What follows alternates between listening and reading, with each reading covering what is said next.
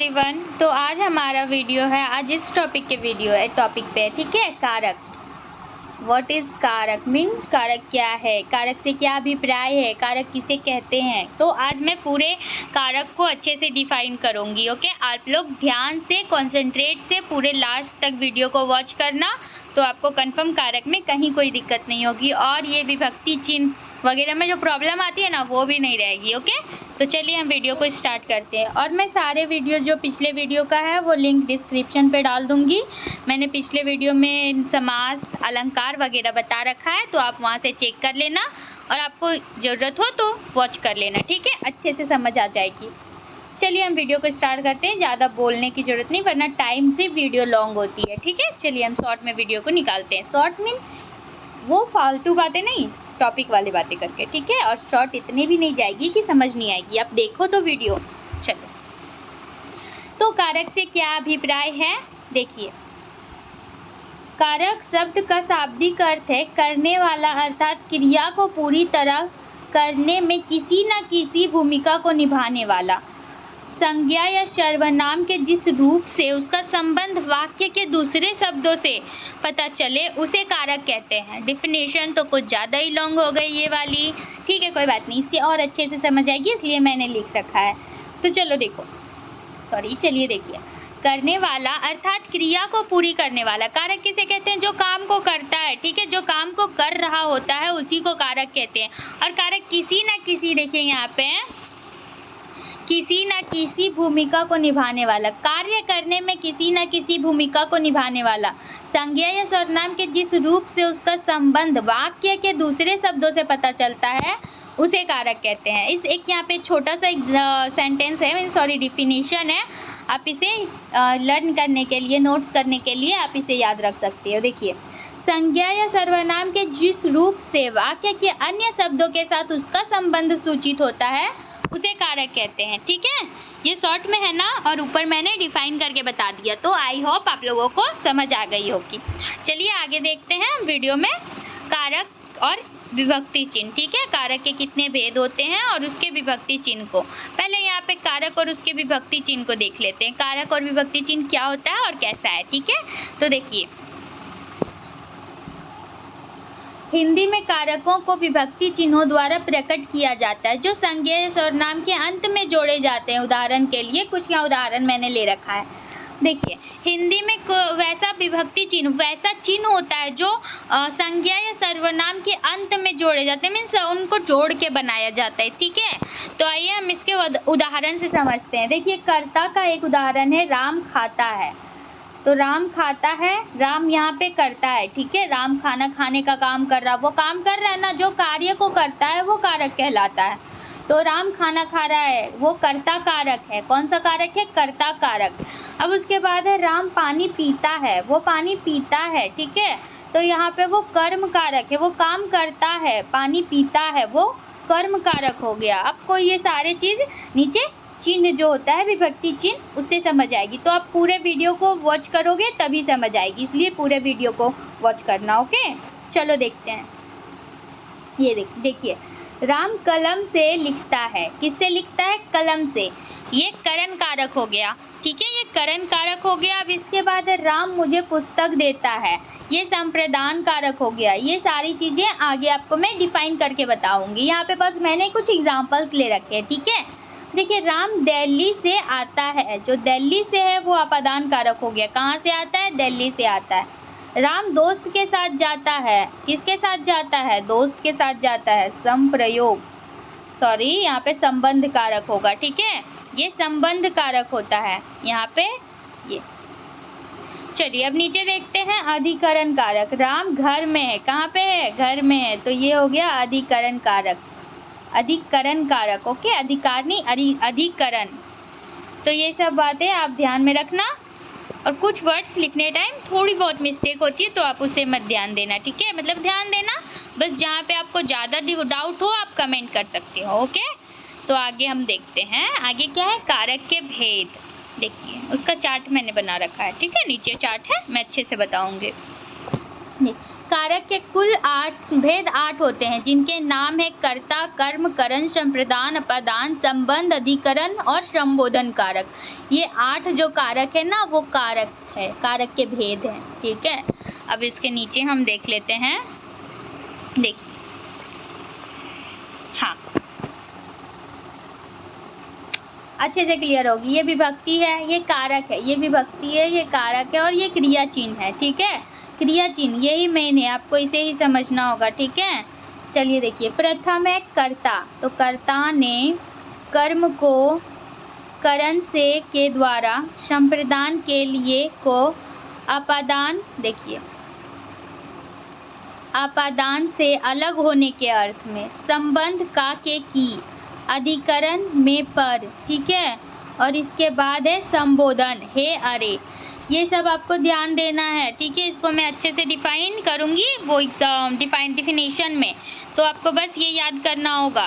कर्ता ने कर्म को करण से संप्रदान के लिए अपादान से अलग होने के अर्थ में, संबंध का के की, अधिकरण में पर, संबोधन, हे अरे। ठीक है, चलिए हम कर्ता कारक को देखते हैं। ठीक है, तो यहाँ पे कर्ता कारक का पेज है, इसको देखिए। कर्ता कारक क्या है?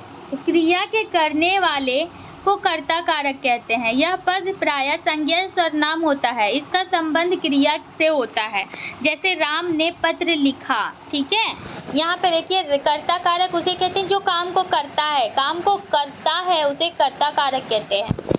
यहाँ कर्ता राम है। कर्ता कारक का प्रयोग दो प्रकार से होता है। ठीक है, कर्ता कारक का भी उपयोग 2 प्रकार से होता है। एक होता है, देखिए यहाँ पे लिखा हुआ है परसर्ग सहित, और एक होता है परसर्ग रहित। ये अब आपको समझ तो नहीं आएगी परसर्ग सहित क्या है और परसर्ग रहित क्या है। मैं हूँ ना, मैं समझाती हूँ। ठीक है, चलिए देखिए आगे। देखिए, जैसे राम ने पुस्तक पढ़ी, यहाँ कर्ता के साथ ने परसर्ग भूतकाल की सकर्मक क्रिया पर, भूतकाल की सकर्मक क्रिया होने पर कर्ता के साथ ने का प्रयोग हुआ है। ठीक है, अब जहाँ पे विभक्ति चिन्ह का यूज हो, साथ में विभक्ति चिन्ह का यूज हो, उसे ही परसर्ग सहित कारक कहते हैं। ठीक है, यहाँ देखिए, राम ने पुस्तक पढ़ी, तो राम ने पुस्तक पढ़ी, जो यहाँ पे ने है ना, ये जो ने है ये होता है कर्ता, विभक्ति चिन्ह। अब आगे का हम देखते हैं। देखिए, परसर्ग सहित समझ आ गई, अब परसर्ग रहित देखते हैं। ठीक है, देखिए, भूतकाल की आकर्मक क्रिया ने साथ परसर्ग ने नहीं लगता है। ठीक है, मतलब भूतकाल की आकर्मक क्रिया के साथ, जो भूतकाल मतलब जो बीत चुका है, उसमें ने नहीं यूज होता है। जैसे राम गया, मोहन गिरा, कोई आया, ये सब में ने का यूज नहीं होता है। हम बोलेंगे राम ने गया, कहीं से भी डिफिनेशन कहीं से भी सेंटेंस सही है नहीं ना, तो राम ने गया नहीं होगा, राम गया होगा। और यहाँ पे राम ने पुस्तक पढ़ी। ठीक है, राम पुस्तक पढ़ी, देखने में तो ठीक है, ठीक ही लग रहा है, लेकिन वहाँ पे ने का यूज हुआ, तो ये परसर्ग सहित कारक हुआ। और ये परसर्ग रहित, सहित मतलब उसके साथ, और परसर्ग रहित मतलब उसके बिना। ठीक है, तो चलिए आगे का हम देखते हैं। वर्तमान और भविष्य काल में परसर्ग का प्रयोग नहीं होता है। ठीक है, देख लीजिए, यहाँ पे लिख दिए हैं हम। चलिए देखिए, कर्ता कारक के उदाहरण, जैसे बालक लिखता है, ये कौन सा है? वर्तमान काल है ना, बालक लिखता है, अभी भी लिख रहा है, वर्तमान में जो चल रहा है। ठीक है, जो अभी हो रहा है। भविष्य काल, रमेश घर जाएगा, भविष्य काल हो गया, वो जाएगा। तो यहाँ पे जो कारक होता है ना, कर्ता कारक, उसमें जो चिन्ह, विभक्ति चिन्ह ने है, इसका विभक्ति चिन्ह क्या है? ने। कर्ता कारक का विभक्ति चिन्ह ने है। तो अगर हम यहाँ पे जो है कर्ता कारक का बालक लिखता है, ये वाला है ना, तो बालक लिखता है, इसमें हम लिखेंगे बालक ने लिखता है। कोई भी वाक्य किसी भी तरह से सुटेबल लग रहा है? नहीं लग रहा है, क्योंकि वो गलत है। अब यहाँ लिखेंगे रमेश ने घर जाएगा, कहीं भी ने का यूज़ करे तो वो सेंटेंस को भद्दा बना दे रहा है, वहाँ पे यूज़ ही नहीं होता है उसका। ठीक है, चलिए अब इसको देखते हैं हम। यहाँ तक समझ आ गई क्या? देखिए, वर्तमान काल में इसका उपयोग नहीं होता है, ने का वर्तमान काल और भविष्य काल में उपयोग नहीं होता है, वो सिर्फ पास्ट में होता है, सिर्फ भूतकाल में यूज़ होता है। ठीक है, अब नीचे देखते हैं कर्म कारक। और हाँ, मेरे वीडियो को लाइक ज़रूर कर देना और चैनल को सब्सक्राइब कर देना। ओके, वीडियो पसंद आए तो लाइक कर देना, और किसी अलग टॉपिक पे जिस पे आपको ना समझ आए उस पे आप बताओ तो मैं वीडियो बना दूँ। आप कमेंट करके बताओ, ठीक है। चलिए आगे देखते हैं, कर्म कारक किसे कहते हैं। तो जिस वस्तु पर क्रिया का फल पड़ता है, संज्ञा के उस रूप को कर्म कारक कहते हैं। जिस वस्तु पर क्रिया का फल पड़ता है, ठीक है, मतलब क्रिया का फल पड़ता है, उसका जो फल क्या बोलते हैं उस पर पड़ता है। एग्जाम्पल से हम लोग देखते हैं, ठीक है। देखिए कर्म कारक के उदाहरण, राम ने रावण को मारा। राम ने रावण को मारा, यहाँ मारने की क्रिया का फल रावण पर पड़ रहा, तो यहाँ पे जो रावण है वो हो जाएगा कर्म कारक। जिस पे क्रिया का फल पड़ता है, अब हम लिखेंगे, हम बोलेंगे क्या, सोहन ने मोहन को गिरा दिया, ठीक है। सोहन ने मोहन को गिरा दिया, तो जो गिरने का वो गिरा, ठीक है, वो जो गिरा उसका फल किस पे पड़ा, मोहन पर पड़ा, तो वो मोहन गिर गया, तो उसको जो यहाँ पे कर्म कारक होगा वो मोहन होगा ना। राम ने मोहन को गिरा दिया, चलो ठीक है, या सोहन ने, जो भी गिराया, मोहन गिराया, तो उसका फल मोहन पर पड़ रहा, तो वो कर्म कारक हो जाएगा। इसके सेकंड एग्जाम्पल्स को हम देखते हैं। उसने पत्र लिखा, ठीक है, उसने पत्र लिखा, यहाँ लिखना क्रिया का फल पत्र पर है। जो लिख रहे हैं ना, उसका जो क्रिया का फल है वो पत्र पर है, तो यहाँ पे पत्र कर्म होगा, ठीक है। कर्म कारक क्या होगा, पत्र, जिस पे हम लिखते हैं, मतलब जिस पे कारक का फल पड़े, जो काम हुआ उसका फल पड़े, उसके पे गिरे वो, ठीक है, वो हो गया कर्म कारक। अब आई होप आप लोगों को ये कर्म कारक क्लियर हो गया होगा। अब हम देखते हैं करण कारक, ठीक है। करण कारक क्या है, तो देखिए मैं कलर चेंज कर लेती हूँ, बहुत देर से एक ही कलर यूज़ कर रही हूँ ना। चलो, संज्ञा के जिस रूप से क्रिया के साधन का बोध हो उसे करण कारक कहते हैं, ठीक है। संज्ञा के जिस रूप से क्रिया का साधन का बोध हो, अब साधन मतलब क्या होता है, और देखिए इसकी विभक्ति चिन्ह से है, ठीक है। से मीन के द्वारा किया जाए, ठीक है, किसी के द्वारा। तो जो कर्ता का करण साधन जो है, क्या देख रहे थे, का साधन क्या है, जिस चीज से किसी चीज को किया जाए, जिस वस्तु से उसका इस्तेमाल किया जाए, वो साधन होता है।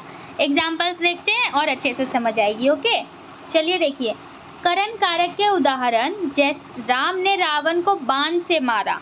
यहाँ पे क्या है, कुछ एग्जाम्पल, राम ने रावण को बाण से मारा। किससे मारा, बाण से, तो जो बाण है ना यहाँ पे वो साधन हो जाएगा।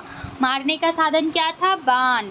अब हम यहाँ पे एक एग्जाम्पल लिखते हैं खुद से, ठीक है। देखिए, फल को चाकू से काटा गया, हम यही लिखेंगे, फल को चाकू से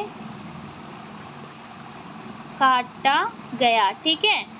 ये सारा जो एग्जाम्पल्स है, फल को किससे काटा गया, चाकू से काटा गया। यहाँ क्लियर, फल को चाकू से काटा गया, तो उसका साधन क्या हो जाएगा, चाकू।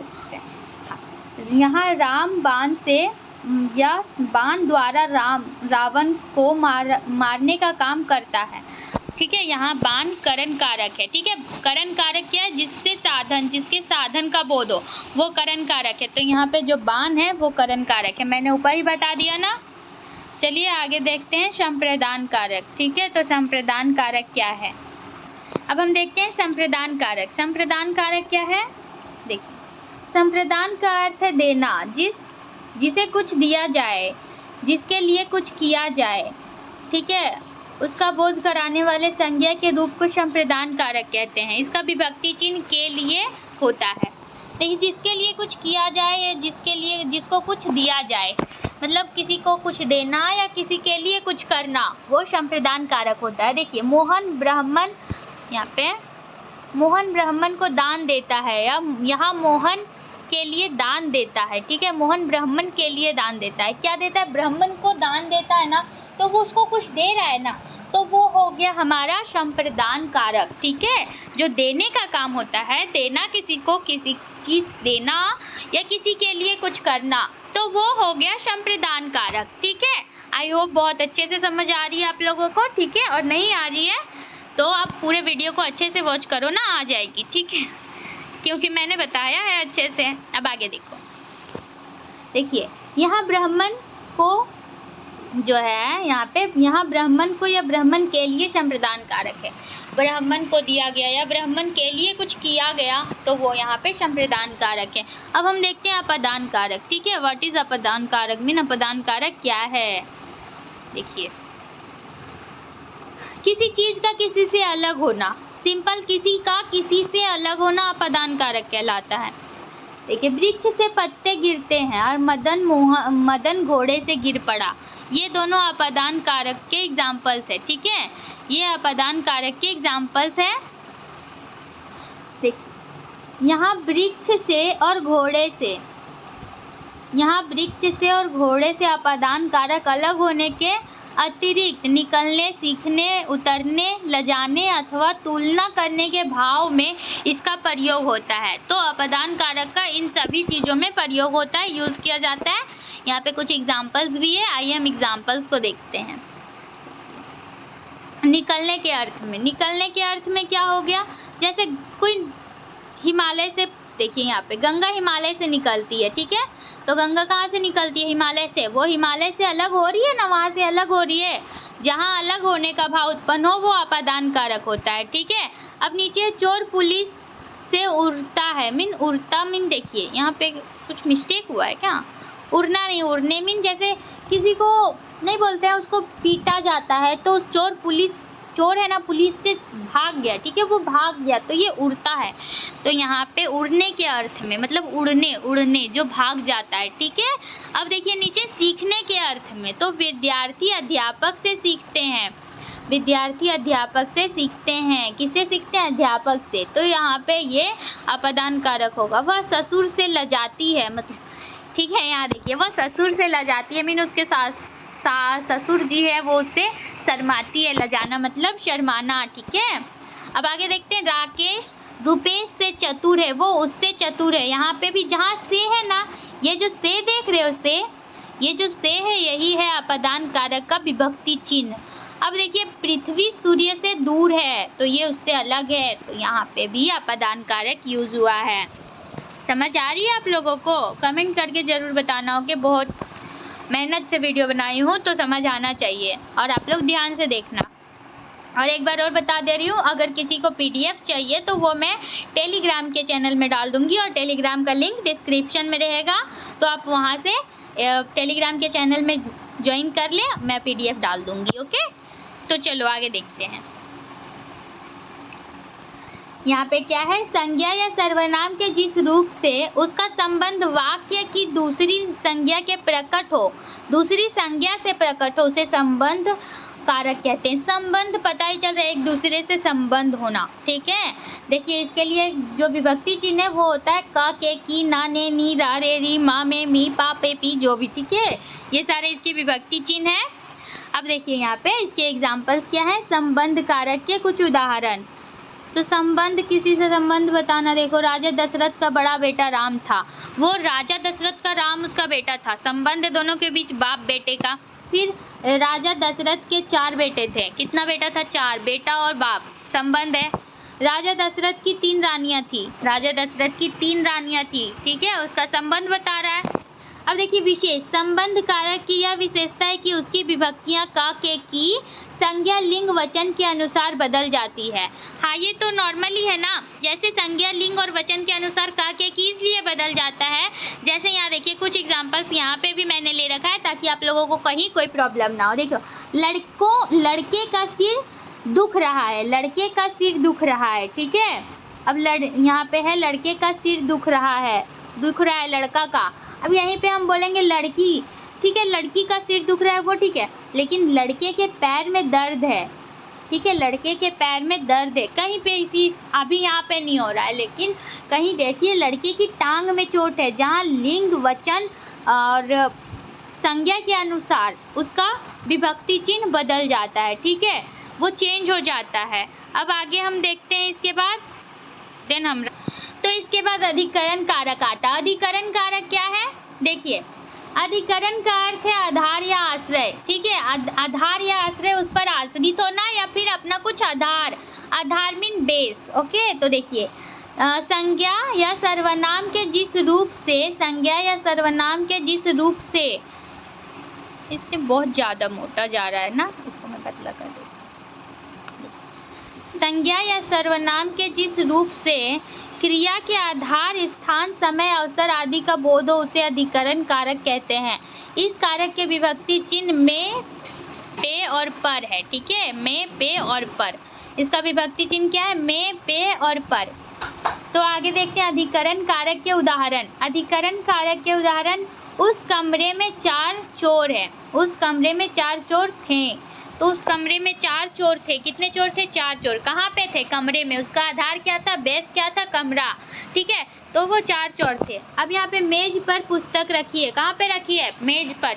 तो वो उसका बेस है, कहाँ आधार है उसका कि वहाँ पे रखा हुआ है, तो वो, ठीक है, वो पुस्तक रखा हुआ है, वो अधिकरण कारक के अंतर्गत आता है। ठीक है, तो अब इसके आगे हम देखते हैं संबोधन कारक। देखिए लास्ट भेद है। ठीक है, तो आप ध्यान से देखना। देखिए संबोधन कारक, शब्द के जिस रूप से किसी को संबोधित किया जाए या पुकारा जाए उसे संबोधन कारक कहते हैं। इसमें है, अरे का प्रयोग किया जाता है। देखिए, ठीक है, शब्द के जिस रूप से उसको पुकारा जाए, उस संबोधन करना मीन बुलाना, पुकारना। ठीक है, उसको संबोधित करना। देखिए, हे प्रभु क्षमा करो। हे प्रभु क्षमा करो, यहाँ पे प्रभु को क्या बोले? हे प्रभु क्षमा करो। तो ये हम पुकार रहे हैं ना प्रभु को, तो ये हो गया संबोधन कारक। अब बोले अरे बच्चों शांत हो जाओ, कोई बच्चा है पढ़ा रहे, अब वो बदमाशी कर रहा है, हल्ला कर रहा है या कोई भी काम है। ठीक है, तो अरे बच्चों, उसको हम संबोधित किए अरे से, अरे वर्ड से संबोधित किए, तो ये हो गया अरे बच्चों शांत हो जाओ। अब देखिए यहाँ पे लास्ट है। ठीक है, आप इसको समझ आ गई होगी, आई होप आप लोगों को बहुत अच्छे से, है ना। जो लास्ट वीडियो देखे होंगे उनको समझ आ ही गई होगी। चलिए देखते हैं। विशेष कभी कभी नाम पर जोर देकर संबोधन का काम चला लिया जाता है, वहाँ कारक चिन्हों की आवश्यकता नहीं होती। हाँ, कभी कभी हमको किसी को नाम बुलाना है। ठीक है, तो ये थोड़ी कि हे अरे करके बुलाते हैं, उसके नाम पे भी तो जोर देते हैं कि जो भी नाम है, राम, मोहन, कुछ भी नाम है तो उसको हम बुला लेते हैं। ठीक है, यहाँ नाम पर भी जोर देके संबोधन कारक का काम चला लिया जाता है, वहाँ पे इसके कारक चिन्ह का आवश्यकता नहीं होता है। ठीक है, और ये इसके कारक चिन्ह यही तो है, हे हो गया, अरे हो गया, यही सब इसके कारक चिन्ह है। ठीक है, मेरा वीडियो आज का यहीं तक का था। अगर आप लोगों को वीडियो पसंद आई तो वीडियो को लाइक कर दीजिए और कमेंट में बता दीजिए पसंद आई या नहीं। ठीक है, और चैनल को सब्सक्राइब ज़रूर कर दीजिएगा। ओके, और आगे मैं सारी चीज़ डिस्क्रिप्शन में डाल दूँगी, आप एक बार डिस्क्रिप्शन चेक कर लेना। आपको वहाँ पे किसी भी और अदर लिंक की ज़रूरत हो, जैसे अदर संज्ञा हो गया या फिर समास हो गया, तो वो सारे वीडियो मैंने बना रखे हैं, आप वहाँ से उसको देख सकते हैं। ठीक है, तो चलिए मेरा आज का वीडियो यहीं तक का था।